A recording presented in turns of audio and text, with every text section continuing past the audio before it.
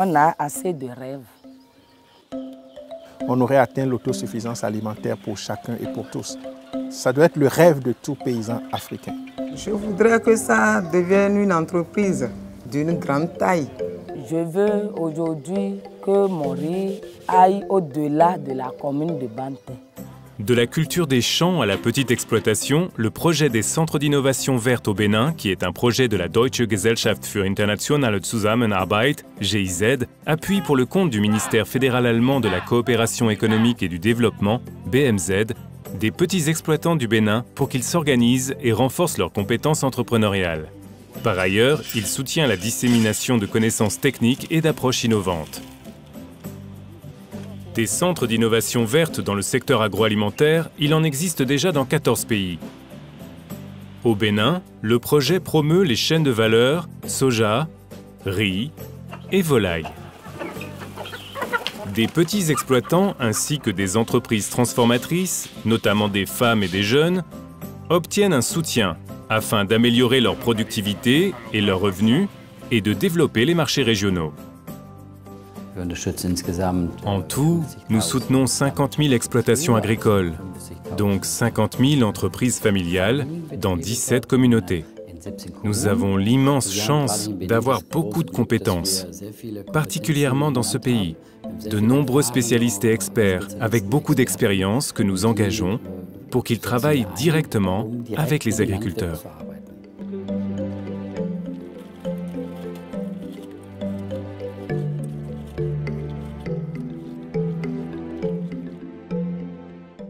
Une culture spéciale de bactéries pour accroître l'apport d'azote au plant de soja peut être produite et commercialisée sur place. En coopération avec l'Union nationale des producteurs de soja, le projet des centres d'innovation verte développe un modèle de financement qui facilite l'achat de cette culture aux paysans. Certains agriculteurs sont déjà persuadés de son efficacité. Moins d'engrais, de meilleurs sols et jusqu'à 100% d'augmentation de rendement. Il faut espérer avoir de 2 tonnes jusqu'à 3 tonnes à l'hectare. Maintenant, si vous ne faites pas ça là, il est difficile d'avoir 1 tonne. Ça ne coûte pas cher. À l'hectare, il faut 6 000 ou bien 9 000. N'importe quel producteur qui a utilisé l'inoculum oublie totalement le coût du inoculum, quoi. Ce sont surtout les femmes travaillant dans la transformation de produits qui profitent des offres de formation du projet des centres d'innovation verte au Bénin. Ainsi, Eugénie Zinzindowé. Avec son entreprise, Marie-Jérôme, elle s'est spécialisée dans la transformation du soja.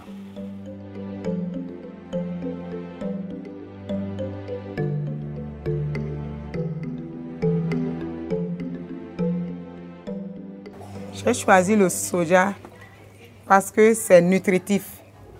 Et non seulement ça, c'est moins cher. C'est à la portée de toutes les couches.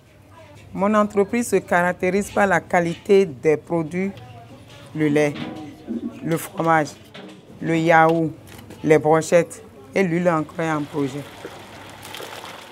Pour satisfaire la demande, l'entrepreneuse et ses employés doivent travailler dur.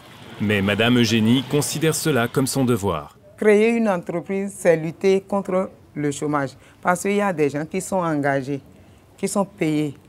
Et puis, le fait de produire le produit, de livrer à la population, ça lutte contre la malnutrition des enfants.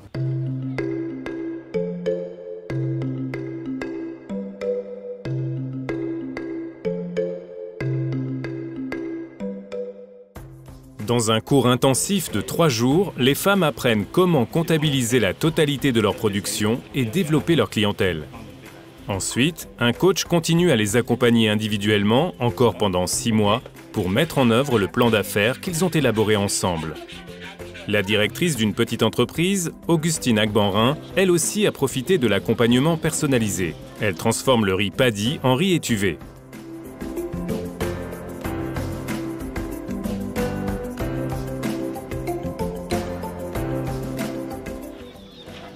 Madame Augustine peut déjà employer ses nouvelles connaissances en matière de comptabilité. Aujourd'hui, je sais qu'il faut faire une planification dans mon entreprise. Il faut planifier mes activités, connaître mes pertes et mes bénéfices. Ça m'a aidé à augmenter mes clients. Ça m'a aidé à augmenter aussi mon chiffre d'affaires. Les organisations paysannes jouent aussi un rôle important. Pour cela, le projet vise à renforcer la coopération avec les organisations béninoises à travers des formations et la mise en réseau avec d'autres acteurs. En même temps, les organisations aident à diffuser des innovations adaptées.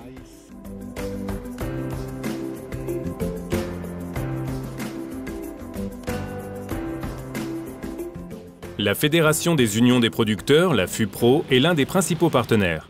Au niveau du secteur agricole, il faut que toutes les innovations, tous les éléments novateurs qui sont cachés dans l'agriculture, qu'on puisse les sortir. Lorsque vous rentrez dans la production du soja aujourd'hui, il y a différentes transformations que les gens ne savent pas. Mais avec l'appui de la GIZ par le projet POSIVA, on a vu beaucoup d'éléments aujourd'hui qu'on peut faire avec le soja.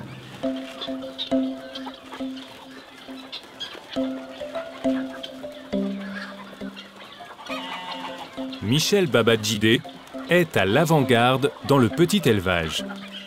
Dans son exploitation, la maison du paysan, la volaille et les ruminants vivent en symbiose avec les rongeurs. La philosophie de la maison du paysan, c'est de fédérer plusieurs espèces animales ensemble sur une même surface et de trouver de nouvelles normes de reproduction adaptées à l'élevage villageois et qui permet de porter l'élevage traditionnel à un niveau de rentabilité suffisant pour qu'il soit une activité génératrice de bénéfices et non de revenus.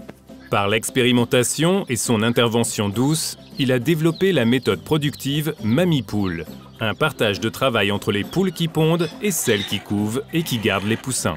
Si chaque paysan pouvait avoir une maison comme ça, on aurait atteint l'autosuffisance alimentaire pour le pays et on aurait vendu un surplus d'une viande écologique vers les autres pays. Et le tout, c'est de pouvoir les organiser, de pouvoir les accompagner. Et c'est ce que ProSiva nous permet en fait de faire. Apporter cette technologie aux paysans.